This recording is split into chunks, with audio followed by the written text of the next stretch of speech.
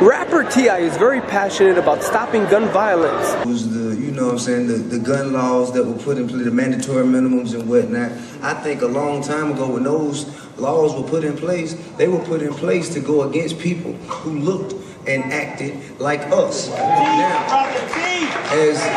as recent history has shown us, from the tragedies, whether it's Columbine, whether it's in Connecticut, whether it's the movie theater over there in Illinois, it ain't people who look like me no more who we need to be protected from.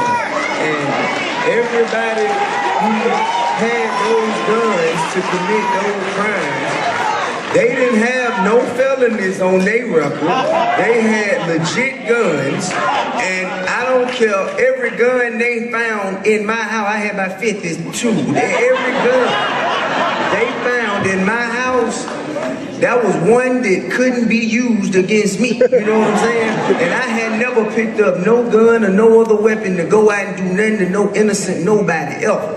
You know, and I am a felon. So I'm just saying that the laws are in place, but I mean, it's blatant at this point in time where you can kind of see, okay, so that law was put there because they didn't want people who look like me to have a gun. But now, it's people who don't look like me who got them, playing by y'all rules, and it ain't working, is it?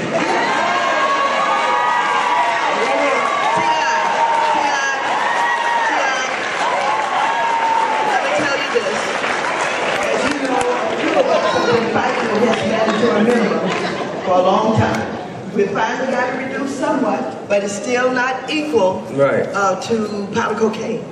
And so, I am the ranking member now of the Financial Services Committee. I've just introduced a piece of, well, it hasn't been introduced yet, but we're introducing a piece of legislation that will create criminal charges and big fines for the biggest banks in America who launder drug money. Now, let me tell you why that's important. While you have young people who have been sentenced to long sentence time for small amounts of crack cocaine on the streets, the boys in big suites and high places who have been laundering the drug money, and that money, they could not have that money if they couldn't launder it. Sure.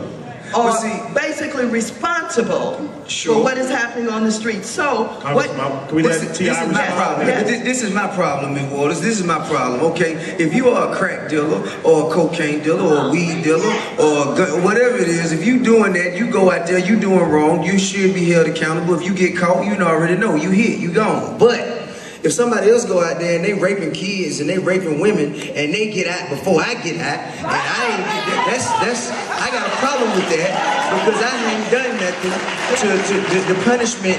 It no longer fits the crime.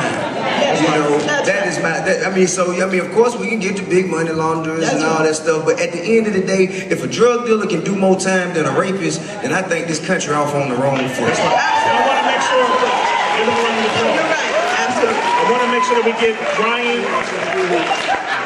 Brandon and Melvin back in this conversation, and I want, the big homie Snoop, since he is the inspiration and the motivation for all this, to get the final word. But Ryan, Melvin, Brandon, what are the commitments that you're going to leave here with so that we can act in the same movement?